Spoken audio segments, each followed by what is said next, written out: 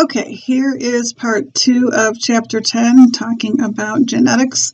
Now we're going to talk about things that are variations on Mendelian genetics. We're going to talk about factors that influence gene expression and mutations in chromosomes.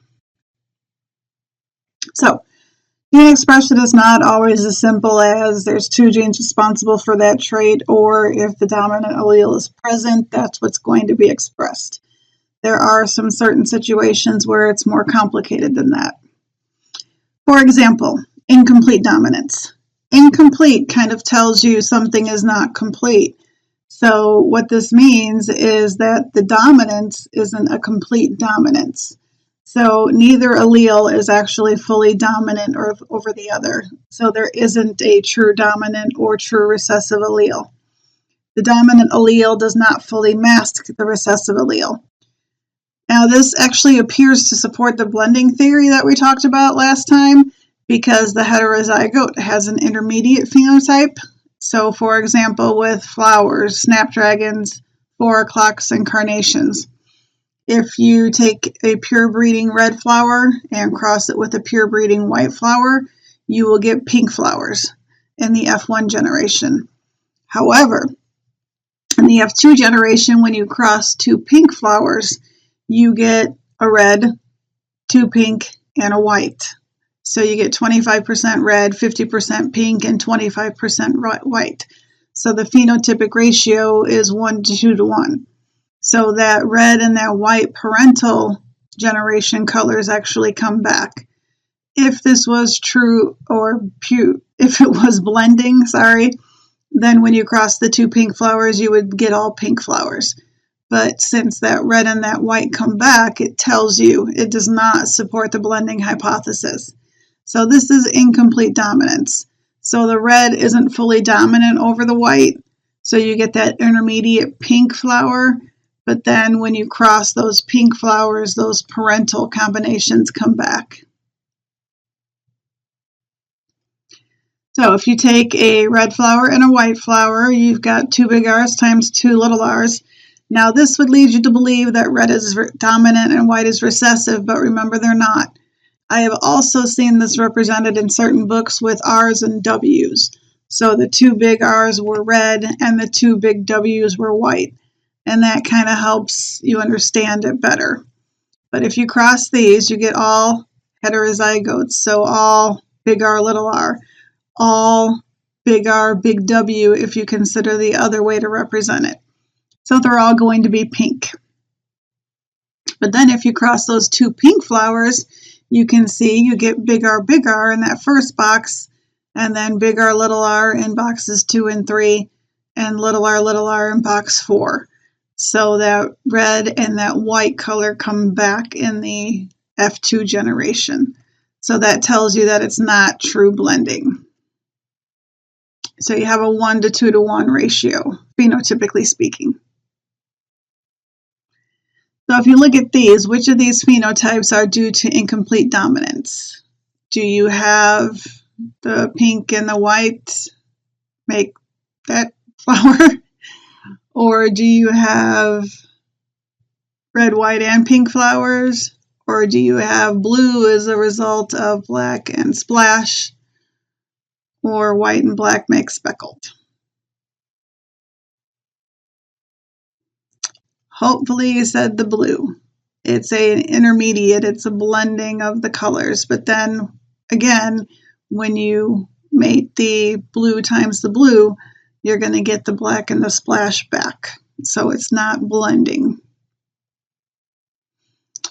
Some genes have more than 2 allelic variations. So individuals carry 2 of those possible genotypes, but there's multiple alleles which increase the number of possible phenotypes. For example, ABO blood typing. We're also going to talk about it with reference to another type of dominance that we have, but you have A, you have B, and you have O, and then you also have AB. Now, the antigen that you have present on the red blood cells, the markers, is your blood type. So if you're blood type A, you have A antigen. If you're blood type B, you have B antigen. If you are AB, you have both antigens, and if you are O, you have neither antigens. Now, what makes this complicated sometimes is that the antigen you have the other antibody against. So if you have the A antigen, that means that you have B antibody. If you have B antigen, that means that you have A antibody. If you have the A and the B antigen, that means that you don't have any antibodies. And if you have the O, that means you don't have either antigen, so you have both antibodies. Now, why this is important, it's because of blood typing. People that are type A can only get type A blood or type O blood. Because if they get B or AB, they will attack that B. People that are type B can get only B or O blood type. People that are O can only get O. And people that are AB can get all blood types because they don't have any antibodies to attack anything. But type O, remember, has both antibodies. So they'll attack everything but O. Rabbit coats is another example where there are multiple alleles that you can have. Codominance is when both alleles are fully and equally expressed. Now, AB is the example we're using here. So you have type A, which means you have A antigen. Type B means you have B antigen, but AB means that you have both A and B antigen. So both of those alleles are fully expressed. So type O means you do not have either antigen. So O is technically recessive because O is only expressed if A or B is not present.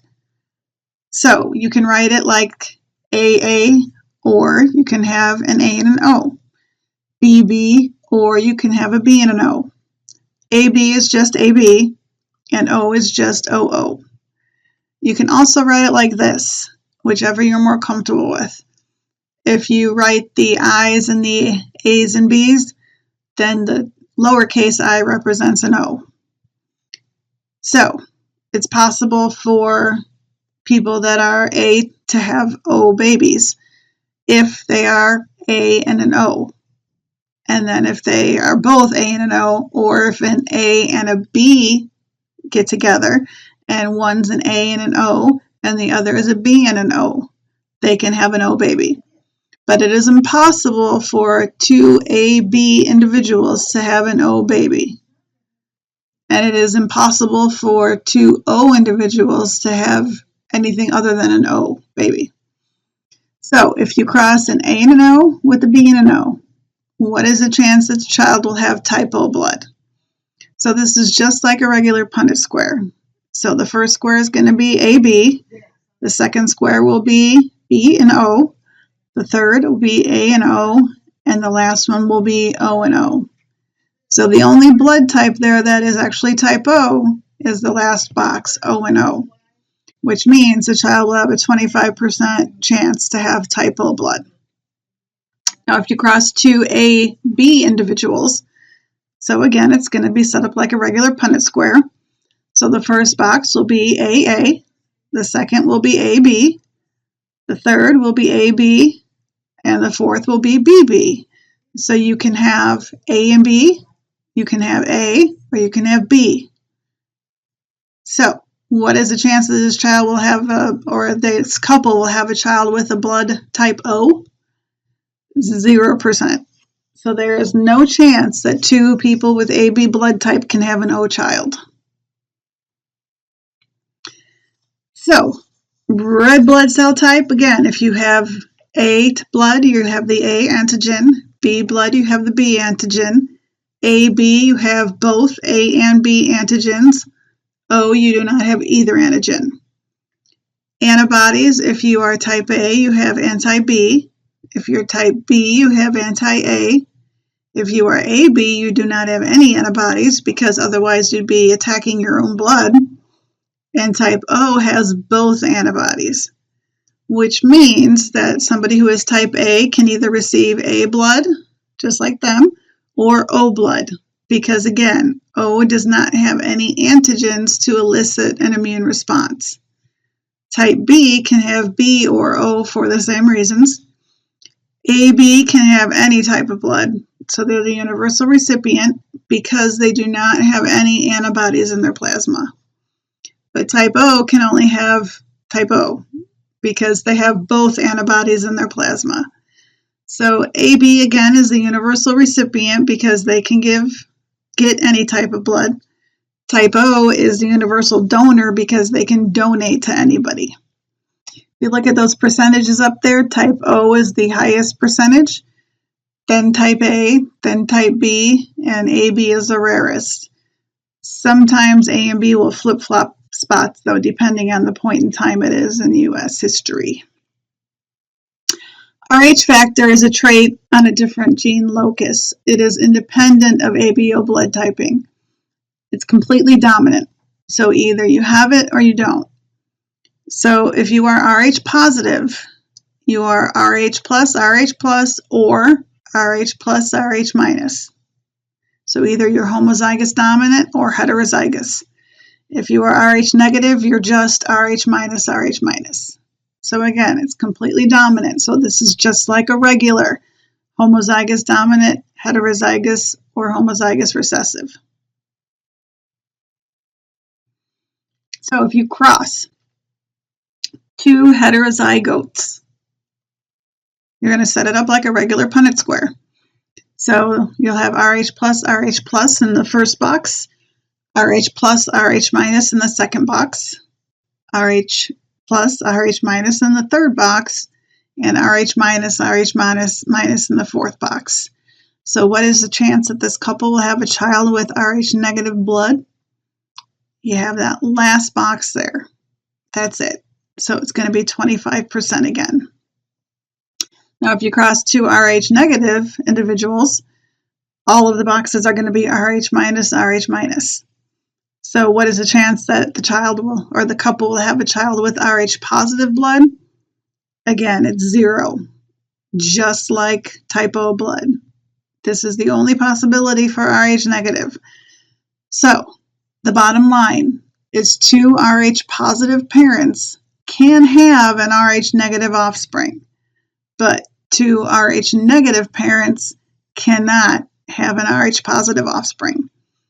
And again, the case where these two parents that are Rh positive can have that Rh negative offspring, they both have to be heterozygotes. Again, Rh negative is recessive. So just like any other recessive trait, both parents have to be carriers for the child to have it. Why do we care about negative and positive? Because if a woman is Rh negative and she conceives an Rh positive fetus, when the baby is born and the placenta detaches, the Rh positive fetal blood crosses and mixes with her Rh negative blood. That causes her to develop antibodies against Rh positive blood cells, so that if she had another Rh positive pregnancy, her maternal antibodies would actually attack the fetal red blood cells. So how do we prevent this? RhoGAM. RhoGAM is a shot given to an Rh mother who is giving birth to an Rh positive child. And basically what it does is it prevents her from developing that Rh positive antigen antibodies, so that she will not attack any Rh positive blood coming in. So she won't develop those antibodies at all.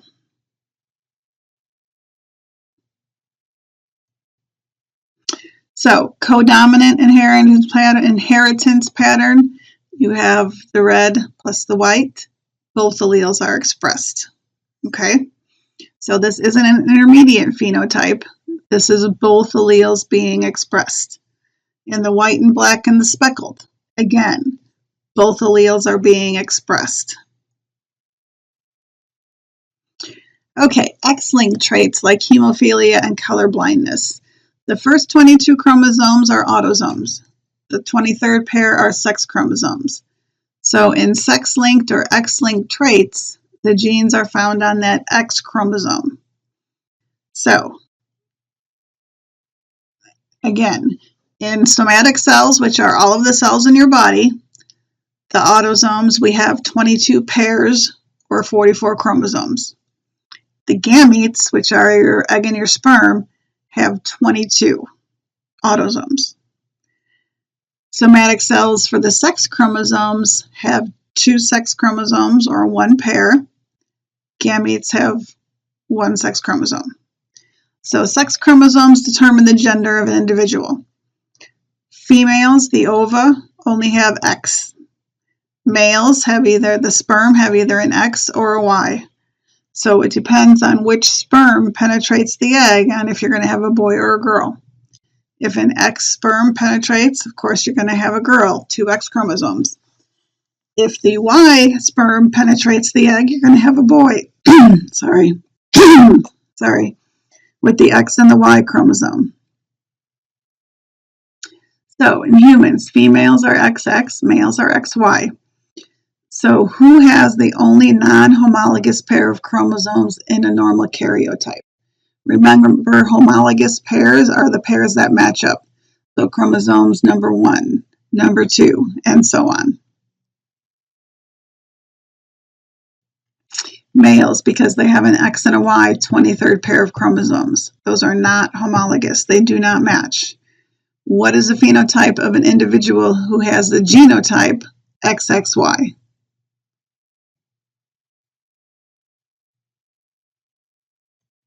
Male, because that Y chromosome has what's called the SRY gene. The SRY gene is responsible for all of the male characteristics.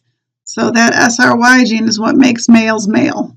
So anytime any Y is present at all, that means the SRY gene is present and you're going to have a male. So again, the male gametes determines the gender of the offspring. So you have X sperm and you have Y sperm. Whichever one penetrates is the one that's going to donate the other allele. So females donate the X all the time. Males will donate then the other X or the Y. So not only is gender of an offspring carried on the sex chromosomes, but there's a bunch of other traits carried. Most are carried on the X chromosome, not the Y. The Y is a lot smaller. But again, very importantly, that SRY gene is on the Y chromosome. But some disorders are referred to as X-linked recessive, meaning that if an offspring is afflicted, the dominant allele is not present, and it's on the X chromosome. So, colorblindness is an X-linked recessive disorder. The key to writing out color or X-linked disorders in general, you have to include the X and the Y. XY for a male, XX for a female. You have to put the gene on that X chromosome, and then the Y chromosome does not have anything. If you mess that part up and just put the regular genes like we have been doing, the whole problem is wrong. So any X-linked disorder, you have to include that X and the Y. So phenotype, female with normal vision. The genotype is going to be XX, but now she has normal vision. So she's going to be big B, big B.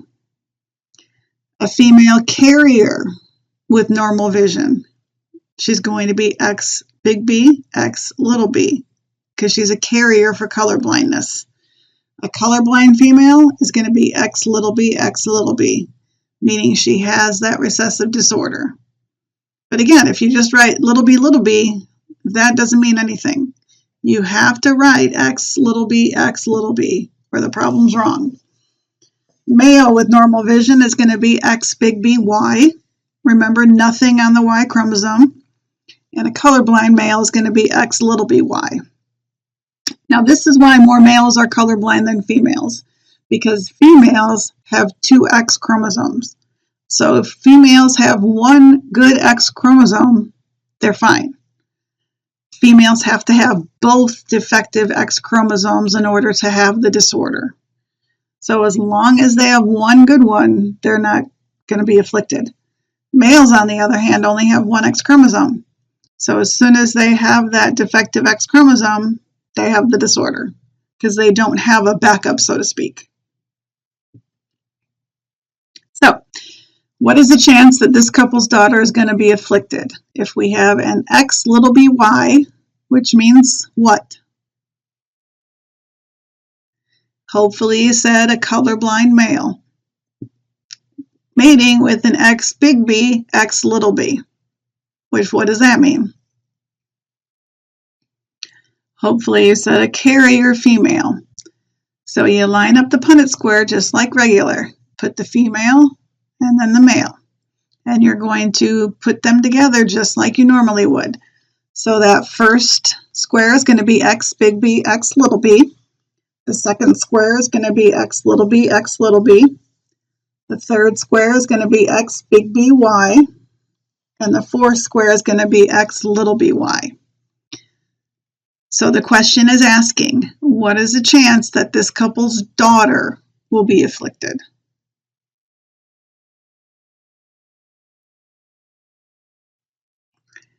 %50. It's asking the daughters.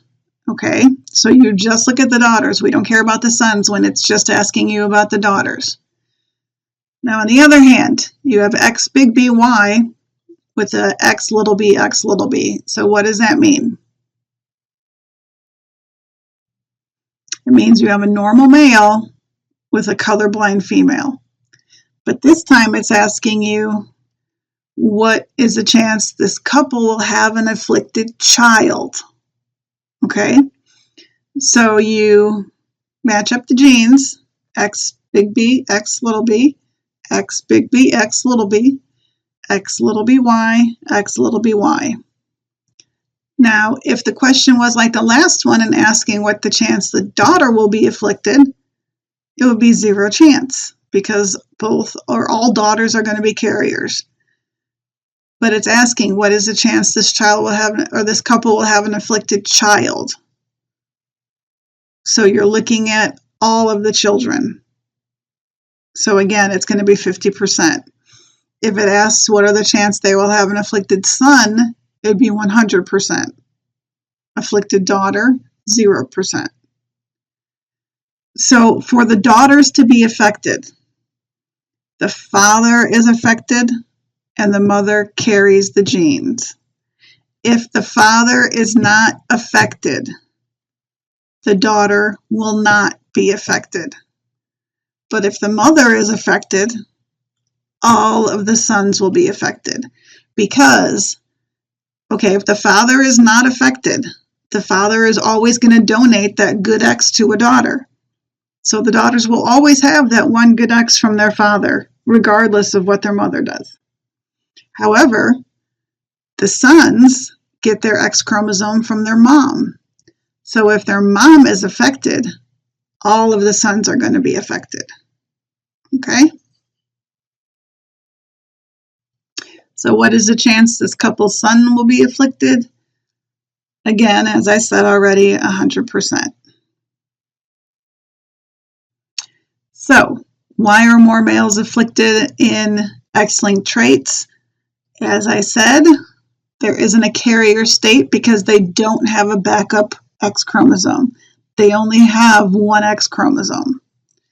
Now this is a pedigree. This is a pattern of inheritance. Circles are females, squares are males. Afflicted people are colored or shaded in, non-afflicted are white. So when you look at this pedigree, it shows you sons are affected. That is it. So if you ever see a pedigree and you're asked the pattern of inheritance, if only the sons are affected, it's a sex-linked or X-linked trait. The traits often skip generations with the grandfather affected, the sons being normal, and then the grandsons are affected because the females are carriers and it's passed down through the generations. But regardless, when all the sons are affected, or only sons are affected, I should say, it is X-linked. So the genome is the sum of all of the genes and all of the chromosomes. Multifactorial traits are controlled by gene interactions, but also have a strong environmental influence. So nature and nurture. Environmental factors that may affect phenotypes. Temperature. Coat coloration in Siamese cats and Himalayan rabbits are affected by the temperature. Temperatures in the extremities is lower, and this allows for dark color gene expression. So that's why you're going to see it on the tips of the ears, their nose, their paws. Water. The leaves of the yellow water buttercup. Submerged leaves are going to be more finely divided than those that are above the surface of the water. So these environmental factors actually change the phenotype.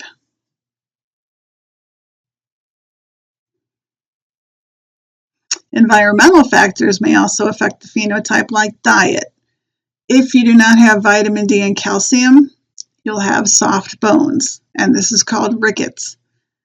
Obesity as well. If you do not eat healthy, you're going to be overweight. If you do not exercise, if you do not burn more calories than you take in, you'll be overweight.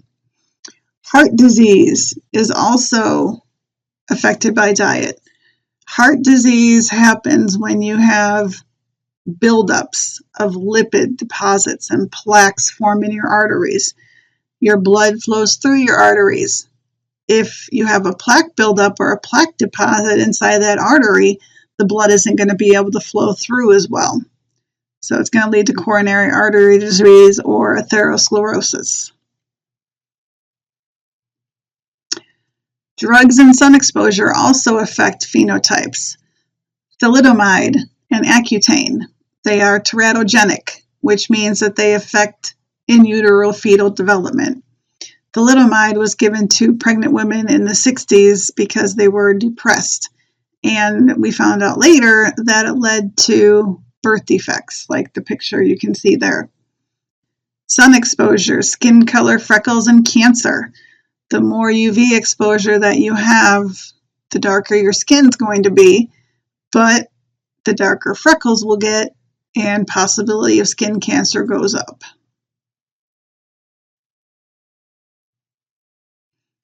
Pleiotropy, set of genes that affect more than one trait. So, for example, if a gene codes for a defective protein, you're going to have multiple phenotypic traits affected. So that protein could affect connective tissue, your legs, your arms, your eyes, your respiratory system, your cardiovascular system, just because of that one defective protein. Marfan syndrome is an example. Collagen is defective. So they have abnormal connective tissue. They are really tall and thin. They have long arms and legs, are nearsighted, usually have weakened aortic vessels, so it's a bad thing for them to do a lot of exercise and activity because they can have an aneurysm really easily, and a lot of respiratory issues. However, there's some people, the actor Vincent Schiavelli and the basketball player Isaiah Austin, have Marfan syndrome. It's also rumored that President Lincoln and Michael Phelps could potentially have had and have Marfan syndrome.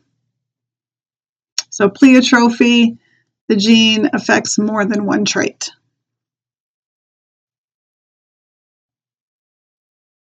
Sickle cell, you have a defective hemoglobin. It leads to anemia, poor circulation, joint pain, and could eventually lead to organ failure. So what happens is normal hemoglobin carries oxygen to the parts of the body on the red blood cells. If you have this defective hemoglobin, your red blood cells, instead of being the concave-shaped disc, take on a sickle shape appearance. And what happens is these then get blocked in the arteries and they restrict blood flow. So depending on your extent of sickling that you have, it could be anything from annoying and irritating to deadly. So the interesting thing about this is that if you inherit both sickle cell alleles, that means that you have sickle cell. If you don't inherit any allele, that means that you don't have sickle cell. But if you are a heterozygote, if you inherit one sickle allele, you are actually more immune to malaria and you don't have sickle cell.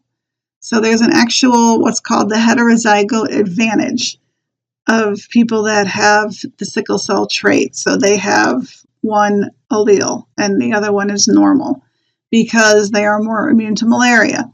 Now we may say, why do we care here? But in places that malaria is still rampant, like Africa, it's a big deal. And here's some individuals who have sickle cell. Polygenic inheritance is one trait is controlled by more than one gene set. So pleiotropy, one gene set affects multiple traits. Polygenic, multiple gene sets affect one trait. So there's an additive effect. So if skin pigmentation is controlled by 3 pairs of alleles, all 6 alleles are dominant, you're very dark. If you have 3 dominant, 3 recessive, you're medium. And if you have all 6 recessive, you're very light. Now again, these are the types of problems we wouldn't have you work out because that's a more upper level genetics class, but you need to know what polygenic inheritance is. So one trait is controlled by more than one gene set, and you need to know examples like skin pigmentation. Things that are polygenic inheritance, we usually have a bell curve. So we have all of the spectrum covered. So from white as paper to dark as night kind of thing, and everything in between. So you have the whole spectrum covered, but the extremes have fewer individuals than the intermediate phenotypes. Height is another example of polygenic. So those traits that have large phenotypic variation within a population are usually polygenic. Again, it looks like a bell-shaped curve, and they're usually multifactorial traits that are subject to environmental influence. Polygenic disorders that are environmentally influenced include cleft lip or palate, hypertension, which is high blood pressure, schizophrenia, clubfoot, allergies, alcoholism, diabetes, cancer, and certain phobias. What degree behavioral traits are gene controlled? It's kind of hard to determine. They're still studying that type of thing, actually. So, epistasis. This is when phenotypic expression of one gene is influenced by another gene. So, coat color and pigment deposition in dogs is an example. 2 genes interact to determine the coat color in Labrador retrievers. So you have black or brown. Those are the main colors. However, recessive genes prevent the expression of coat color and actually mask the gene. So if you have big B and then a big E for your pigment deposition, it's a black Labrador. If you have 2 little b's and that dominant capital E for pigment deposition, you have brown labs. However, if you have big B and then 2 recessive little e's for pigment deposition, it prevents that expression of the coat color. So it's going to be a dark yellow. And then if you have 2 little b's and 2 little e's, again, it prevents that expression, that deposition of pigment. So you're going to have a light yellow lab. So we actually have 4 different color labs based on the fact that they can have the main coat color, black or brown, but then it interacts with the expression of that coat color. So you get light yellow or dark yellow. Mutations are permanent changes in genes that are passed on to offspring. So different alleles arise through mutations. So this is the only way to actually introduce new alleles into a population. We can have rare, stable, inherited changes in the genetic material. They can be beneficial or detrimental, or they can actually be neutral. Changes in the DNA number may be genetically engineered or occur accidentally during meiosis. In plants, it's polyploidy. It's usually detrimental in animals because of the sex chromosomes. But in plants, polyploidy is kind of common. You can have a triploid, which has 3 sets of chromosomes, and a tetraploid, which is 4 sets of chromosomes. So polyploidy has to do with extra sets of chromosomes. Aneuploidy has to do with extra or missing chromosomes. So polyploidy are sets of chromosomes. Aneuploidy are single chromosomes missing or added. Monosomy is you're missing a chromosome, so you have 2n-1. Trisomy is you have an extra chromosome, so you have 2n+1. And this is called aneuploidy again. So as I said, polyploidy are more than 2 chromosomes for each set. So you have extra sets of chromosomes. Aneuploidy is you're missing a chromosome or have an extra chromosome in one of the sets. So you're going to have an uneven number of chromosomes. Monosomy only occurs with sex chromosomes. So you're XO usually. Trisomy can occur in both autosomes and sex chromosomes. So polyploidy can result from genetic engineering and genetic manipulation. The offspring may be sterile though, but we can get seedless fruits like watermelons, seedless watermelons. We can get hardier plants and attractive flowers, or we can get super plants that are larger than normal. So you can see the strawberries, the normal size versus the polyploid size. Aneuploidy can be due to non-disjunction during either meiosis 1 or meiosis 2. So during meiosis 1, if you have non-disjunction, that means that one of the gametes is going to, or one of the daughter cells from the first cell division is not going to have any chromosomes, and the other one will have both chromosomes, so that when you go through the second meiotic division, 2 of the gametes aren't going to be empty. 2 of the gametes are going to have 2 chromosomes instead of just the 1. So if those gametes are fertilized, the 2 that are empty will form monosomies. The 2 that have the both chromosomes will be trisomies. So no matter what you have here, all 4 gametes are defective. However, if the non-disjunction happens during meiosis 2, half of your gametes will be normal and the other half will be abnormal. Because what will happen is you'll have a normal separation during meiosis 1. But then in meiosis 2, if you have non-disjunction, one of the daughter cells, one daughter cell that has non-disjunction will form a gamete with nothing and a gamete with both chromosomes, and then the other daughter cell will form 2 normal gametes. So you have a 50% chance of having a normal child if non-disjunction during meiosis 2 occurs. There is a karyotype of Turner syndrome, which is monosomy 23, which means you have XO, so you have 1 X chromosome, and then you're missing the other. Linda Hunt plays Hetty Lang, and NCIS Los Angeles actually has Turner syndrome. Aneuploid trisomies are usually detrimental. However, you're more likely to survive. Survivors usually have a distinctive syndrome, which is a set of physical and mental abnormalities. Down syndrome, for example, is trisomy 21. You can look at the karyotype there. You have 3 number 21 chromosomes. Klinefelter syndrome is trisomy 23. So if you look, there's 2 X and a Y. But again, because that Y chromosome is present, these individuals are considered male because they have that SRY gene. Radiation, chemicals, viruses can change chromosome structure. Chromosomes can break, they can fragment. Normally they can repair themselves properly, but if they do not rejoin properly, a mutation will occur. So we have different types of mutations. We have inversion, deletions, duplication, and translocation. So an inversion is when the piece of chromosome rejoins in the reverse direction. So if you can see in that picture, the CD becomes DC. So it's flipped upside down.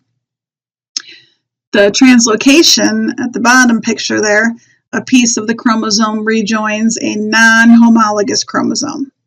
So you have a piece of that second chromosome rejoining the first chromosome and vice versa.